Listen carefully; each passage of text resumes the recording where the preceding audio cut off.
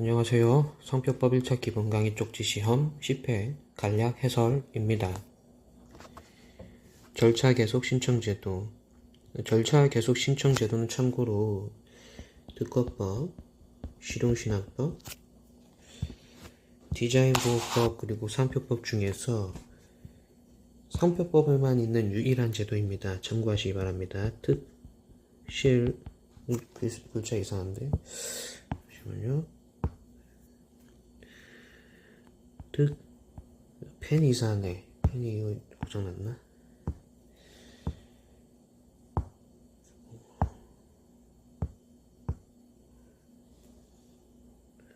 이거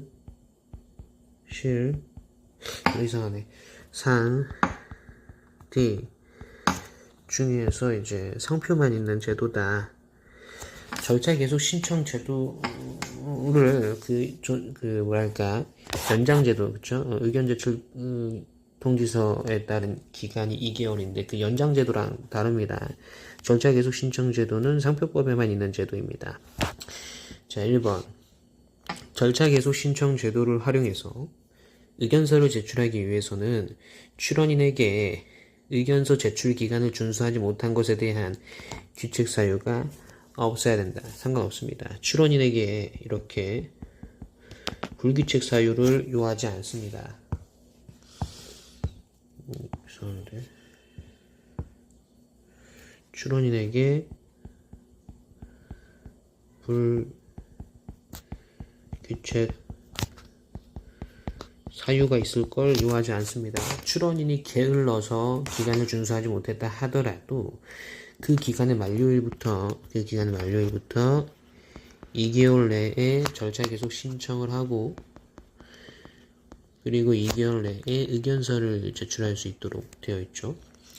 결국 돈만 내면 된다라는 거죠. 자, 출원 공고 제도 보겠습니다. 출원 공고 제도 역시 특실상디 중에서 상표법에만 있는 유일한 제도죠. 특실 뒤에는 출원 공개라는 제도가 있는데 이는 출원 공고랑 전혀 다른 제도입니다. 출원 공개는 해당 출원에 대해서 심사관이 심사를 했는지 여부와 상관없이 공개되는 거죠. 특허나 실용신화는 강제 공개 또는 조기 공개 신청이 있고 디자인 보호에는 이제 신청에 의한 공개만 있습니다. 상표법에는 출원 공개라는 제도는 전혀 없고 비슷한 것도 아닙니다. 다릅니다. 그 단어 발음만 비슷하지. 출원 공고라는 제도가 있죠. 1번. 심사관은 출원에 대해서 거절 이유를 발견할 수 없는 경우 괄호 열고 일부 지정 상품에 대해서 거절 이유가 있는 경우에는 그 일부 지정 상품에 대한 거절 결정이 확정된 경우를 말한다. 에는 출원 공고를 하여야 한다. 다 좋은데 출원 공고를 하여야 한다가 아니라 출원 공고 결정을 하여야 하는 겁니다. 주체와 관련된 문제죠. 심사관이 출원 공고 결정을 해요. 출원 공고 결정을 하면 특허청장은 출원 공고를 합니다. 또 특허청장은 출원 공고 다시 이거부터 해야 되겠다. 심사관이 출원 공고 결정하면 특허청장은 해당 출원 공고 결정 등본을 출원인에게 송달합니다. 출원인 입장에서는 기쁜 일이죠. 거절 이유가 없다라고 해서 출원 공고 결정이 났고 그 등본이 송달되었으니까. 그리고 나서 출원 공고를 하게 됩니다. 주체와 관련해서 전자의 경우에는 출원 공고 결정은 심사관이 하는 거고요. 출원 공고 결정 등본 송달과 출원 공고는 특허청장이 하게 됩니다. 즉, 그 명의를, 특허청장 직인을 찍겠다 이렇게 이해하시면 되겠고요. 2번. 출원 공고 결정 후 출원인이 출원 공고된 상표 등록 출원을 45조에 따라 둘 이상의 상표 등록 출원으로 분할하는 경우로서 그 분할 출원에 대해서 거절 이유를 발견할 수 없는 경우에는 출원 공고 결정을 하지 아니할 수 있다. 이 제도는 이제 원래는 이렇게 출원에 대해서 거절 이유가 없다면 이때는 출원 공고 결정을 해줘야 되는데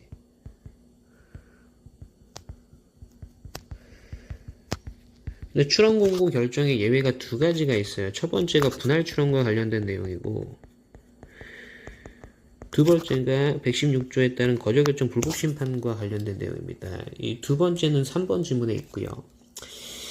자, 분할 출원 관련해서 원출원이 이미 출원 공고되는 경우가 있거든요. 원출원이 이미 출원 공고 결정 후 출원 공고된 상표 등록 출원. 결국 출원 공고된 상표 등록 출원 이게 원출원이거든요. 그리고 나서 분할 출원에 대해서 거절을 발견할 수 없다면 출원 공고 결정할 필요가 없다. 물론 하지 아니할 수 있다 이렇게 되어 있어요. 조문에 출원 공고 결정을 하지 아니할 수 있다 이렇게 되어 있어요. 하면 안 된다가 아니라 하지 아니할 수 있다 이렇게 되어 있습니다. 참고하시고요. 3번 보겠습니다. 54조에 따른 상표 등록 거절 결정에 대해서 취소 심결, 즉 거절 결정에 대해서 취소하는 심결이라 하면 그렇죠? 인용 심결을 말해. 인용 심결. 결국 거절 결정이 부당하다는 심결이죠. 출원인이 승소한 겁니다. 취소의 심결이 있는 경우로서 해당 상표 등록 출원에 대해서 이미 출원 공고된 사실이 있고 다른 거절이유를 발견할 수 없다. 원래 거절이유를 발견할 수 없는 경우에는 출원 공고 결정을 해야 되는데 그런데 지금 케이스의 경우에는 출원 공고 결정을 하지 아니할 수 있다 이렇게 나와. 왜? 이미 출원 공고 되었잖아 라는 겁니다. 그래서 2번 지문 3번 지문 모두 다 2번 지문 3번 지문 모두 다 이제 재량이에요. 재량. 출원 공고 결정할 수도 있어. 하지만 재량에 의해서 하지 아니할 수도 있다. 아니할 수 있다.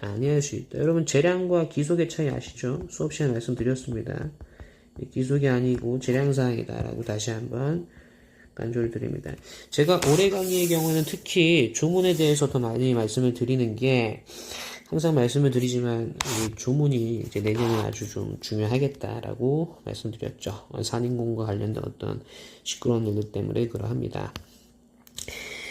이미 이제 우리 뭐 특허법, 상표법, 실용신안법, 디자인보호법, 변리사 시험에서 나오지만 민법 같은 경우에는 타 시험에서도 많이 나오고 산인공에서 주관하는 타 시험에서 민법 문제가 이미 조문 중심의 문제가 되고 있어요. 분석을 해보면. 그래서 저도 한번 보니까 정말 그렇더라고요. 그래서 여러분들 조문 위주로 좀 보셔야 되는 분위기입니다. 물론 판례 보지 말라는 건 아니고 조문 위주가 돼야 되겠죠. 4번 특허청장은 출원 공고 결정이 있으면 출원 공고 결정 누가 하지? 아까 말씀드린 대로 심사관이 하는 거예요. 출원 공고 결정은 당연히 심사관이 하는 겁니다. 출원 공고 결정은 심사관이 하는 거고 출원 공고 결정이 있는 경우 출원인에게 출원 공고 결정 등본 송달 누가 해? 출원 공고 결정 등본 송달은 당연히 특허청장이 하는 겁니다. 출원 공고를 해야 된다. 누가 해요? 특허청장이 출원 공고하는 거죠. 다시 한번 말씀을 드리면 출원 공고 결정은 심사관이 하고 나머지 출원 공고 결정 등본 송달 특허청장 출원 공고도 특허청장이 명의로 하게 됩니다. 5번 보겠습니다. 특허청장은 출원 공고를 한 날부터 30일간 출원 서류와 부속 서류를 특허청에서 일반인이 열람할 수 있게 해야 된다 해서 이거 열람의 제공과 관련된 내용이고 열람의 제공하는 기간은 30일이 아니라 2개월이죠. 2개월 이게 이제 2개월로 바뀌었습니다. 2개월. 그래서 이의 신청 기간과 이렇게 일맥상통하게 해두었습니다. 자, 자진 보정 보겠습니다. 40조 보정, 즉 출원 공고 결정 전의 보정은 거절 결정 불복 심판 청구하고 1개월 이내에도 할 수 있다. 지문이 좀 애매하다고 생각할 수도 있는데 이게 3개월이죠. 죄송합니다. 30일이죠. 30일. 큰일 날 뻔했네요.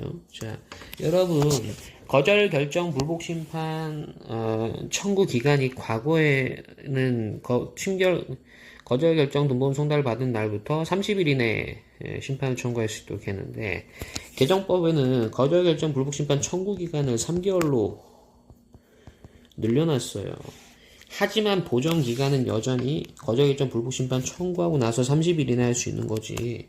오해하시면 안 돼요. 이거 3개월로 착각을 많이 한단 말이야. 3개월이 아니라 30일이 됩니다. 자, 2번 40조 보정 출원 공고 결정 전의 보정은 거절결정 불복 심판을 청구하고 심판 단계에서 그 거절 이유 통지에 대한 의견서 제출 기간에는 물론 절차 계속 신청에 따른 기간에도 보정할 수 있다. 맞죠? 거절결정 불복 심판 청구하게 되면 심판 청구일부터 30일 이내 보정을 할 수 있고 방금 보신 것처럼 또 심판 단계에서 거절 이유 통지에 대한 의견서 제출 기간이 주어지면 그 의견서 제출 기간에 보정할 수 있고 의견서 제출 기간 2개월이 경과하더라도 절차 계속 신청 제도를 활용하면 그 절차 계속 신청에 따른 기간에도 보정서를 제출할 수 있습니다. 3번 출원 40조 보정 출원 공고 결정 전의 보정은 최초 상표 등록 출원과 변경을 비교했을 때 요지 변경이면 안 된다. 그래서 최초의 상표 등록 출원과 비교하는 대상이 뭐냐면 보정 후 상표 등록 출원을 비교해 봤을 때 결국에 요지를 변경하면 안 됩니다. 요지 변경이라 함은 보정 전 내용과 보정 후 내용이 동일성을 유지하라는 거죠. 보정 전과 보정 후의 내용이 만약에 유사의 관계에 있다면 이는 요지 변경에 해당하게 돼서 허용되지 않습니다. 4번 41조 보정 출원 공고 결정 후의 보정은 역시 최초의 상표 등록 출원과 비교했을 때 마찬가지예요. 보정 후 내용과 최초 상표 등록 출원을 비교했을 때 요지를 변경하지 아니하는 범위에서 보정할 수 있는 거 맞아요. 요지를 변경하지 아니한 범위 내에서 상표 및 상품을 보정할 수 있는 거 맞는데 이걸로는 부족하다. 뭐죠? 이걸로는 부족하고 제가 기본 강의 때 플러스 알파라고 강조를 드렸어요. 40조 보정과 달리 41조 보정의 경우에는 요지 변경이 아니면서 플러스 알파 이렇게 된다고 말씀을 드렸습니다. 그래서 이의 신청이 있으면 답변서 제출 기간 내 보정할 수 있는데 그때는 요지 변경이 아니면서 동시에 이의 신청 이유에 대해서 그리고 거절 결정 받았으면 거절 이유에 대해서 거절 이유 통지 받았어도 거절 이유에 대해서 보정할 수 있는 거죠. 물론 재심사 청구의 경우에는 플러스 알파라는 제한이 없었어요. 그거 잘 기억하시고 5번 제40조 보정 출원 공고 결정 전의 보정과 41조 보정 출원 공고 결정 후의 보정을 하여 받아들여지게 되면 보정된 대로 출원이 되는 것으로 본다. 이게 좀 이제 효과인데 보정에는 소급표라는 게 있어요. 자, 그런데 해석상 소급표를 인정하고 여기에 대해서 이론이 없어. 하지만 소급표를 인정한다라는 명문의 규정은 없어. 그렇죠? 명문의 규정 없고 이게 이론 없이 소급표를 인정하고 있습니다. 6번 상기 5번의 보정의 효과는 명문의 규정에서 인정되는 것은 아니죠. 7번 심사관은 보정된 내용이 최초 상표 등록 출원의 내용과 동일성을 상실하면 요지 변경으로 인정되죠. 요지 변경이면 그 보정을 각하해야 합니다. 보정 각하 결정이라 하죠. 보정 각하 결정. 8번 보정 각하 결정. 보정 각하 결정 이렇게 되는 거죠. 8번 41조 보정에 대해서 보정각하 결정이 있는 경우에는 출원인은 보정각하 결정 불복 심판을 청구할 수 있다. 틀렸죠. 자, 보정각하 결정에 대한 불복 심판이 115조에 규정이 되어 있습니다. 115조에 따른 보정각하 결정 불복 심판은 결정 등본 송달받은 날부터 3개월 이내 심판을 청구할 수 있는데 41조 보정에 대해서만 41조 보정에 대한 보정각하 결정에 대해서는 불복할 수 있고 죄송합니다. 40조 보정에 대한 보정각하 결정에 대해서는 불복할 수 있는데 반면에 41조 보정에 따른 보정각하 결정에 대해서는 불복할 수가 없어요. 그렇죠? 이거만 불복할 수 있고요.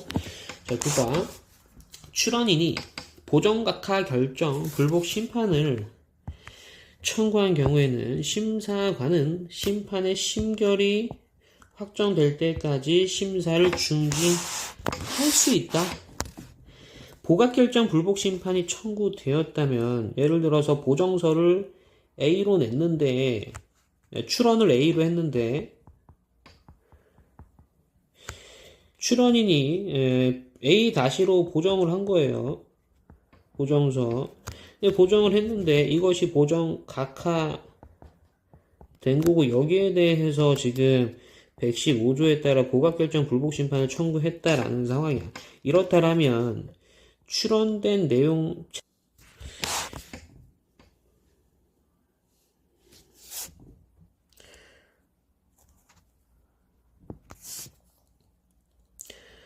최초로 출원된 A를 가지고 심사를 해야 되는지, 아니면 보정된 A-를 가지고 심사해야 되는지 아직 확정되지 않았기 때문에, 보각결정 불복 심판이 청구되었다면 A를 가지고 심사할지 A-를 가지고 심사할지 확정되지 않았어. 그렇기 때문에 확정될 때까지 심결이 확정될 때까지, 심판의 심결이 확정될 때까지 심사를 중지할 수 있는 게 아니라 반드시 중지해야 하죠. 중지해야 한다 해서 기속에 대한 내용입니다. 기속, 재량이 아니죠. 10번. 상표권 설정 등록 후에 40조 보정이 요지 변경으로 인정된 경우에는 상표 등록 출원은 보정서를 제출한 때 출원한 것으로 본다. 40조 보정이 요지 변경이고 보정가가 됐어야 되는데, 이게 착오로 등록이 되었고 등록 후 발견되면 출원일 누춤이죠. 출원일 누춤. 그래서 보정서를 제출한 때로 출원일이 밀립니다.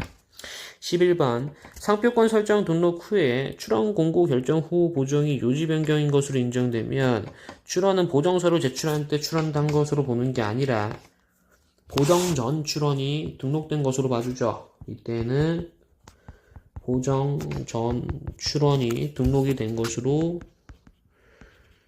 봐줍니다. 12번. 지정 상품의 감축은 요지 변경이 아니므로 상품 중 일부를 삭제하는 것은 가능합니다. 삭제한 상품을 다시 추가하는 것도 가능합니다. 이게 과거에는 허용되지 않았는데, 삭제한 상품을 다시 추가하는 거 역시 실질적 동일성이 변경되는 건 아니기 때문에 허용한다라는 거죠. 13번. 상품 중 포괄 명칭은 그대로 두고 포괄 명칭에 속하는 개별 상품에 대한 명칭을 추가. 감축은 아니지만 이제 이것도 과거에는 부정했지만, 과거에는 인정하지 않았지만, 감축이 아니더라도 요지 변경 아닌 것으로 봅니다. 요지 변경 해당하지 않는다. 실질적으로 확장이 아니라는 거죠. 14번. 보정이 요지 변경에 해당하지 않도록 하기 위해서는 최초 출원서의 기재사항과 동일 또는 유사한 범위 틀렸죠. 유사는 빠져야 됩니다. 15번. 상표의 부기적인 부분의 삭제는 요지 변경에 해당하지 않는다. 자, 요지 변경에 해당하지 않는 케이스가 감, 오, 불, 사기죠. 상품 감축, 오기, 정정, 불명령, 기재, 성명, 상표의 부기적인 부분의 삭제는 요지 변경의 예외로 봐주죠. 직권 보정 보겠습니다. 심사관은 출원 공고할 때 벌써 틀렸다. 심사관은 출원 공고하는 게 아니라 특허청장이 출원 공고하는 거고, 심사관은 출원 공고하는 게 아니라 출원 공고 결정을 할 때 출원서에 적힌 사항이 명백히 잘못되었다면 직권으로 보정할 수 있습니다. 심사관 2번. 심사관은 상품 또는 류부분뿐만 아니라 출원서에 적힌 사항에 대해서 직권 보정할 수 있다. 이건 이제 개정법 물어보는 건데, 과거에는 지정 상품 또는 류부분에 한정해서 직권 보정을 인정했다라는 말입니다. 하지만 그 직권 보정의 범위를 출원서에 적힌 사항으로 더 넓혔다, 더 커졌다라는 거죠. 개정법을 아는지를 물어보는 내용입니다. 3번. 출원인은 직권 보정 사항의 전부 또는 일부를 받아들일 수 없는 경우에는 출원 공고 기간 내에 의견서를 제출한 심사관에게 제출하여야 한다. 심사관에게 제출하는 게 아니라, 심사관이 직권 보정 잘못했죠. 심사관한테 이르는 게 아니라 더 높은 사람, 더 윗사람인 특허청장한테 찔러야죠. 특허청장한테, 심사관이 아니라 특허청장한테. 이렇게 이해해도 좋고요. 아니면 출원 공고 기간 내에 이제 의견서를 제출하는 건데, 출원 공고 누가 해? 특허청장이 하잖아. 그래서 이렇게 일치시키기 바랍니다. 4번. 출원인이 직권보정에 대한 의견서를 제출한 경우에는 직권보정은 처음부터 없었던 것이 된다. 맞죠? 다만 직권으로 보정된 내용에 대한 출원 공고 결정은 취소되는 거죠. 취소. 왜냐하면 A로 출원하고 심사관이 A-로 직권 보정했는데 직권 보정하고 직권 보정된 거를 가지고 출원 공고 결정했다라는 거예요. 근데 출원인이 직권 보정 안 받아들이겠다 하면 출원 공고 결정 없었던 거로 봐주잖아. 그럼 당연히 출원 공고도 취소돼야지. 맞죠? 이 정도 보도록 하겠습니다. 감사합니다.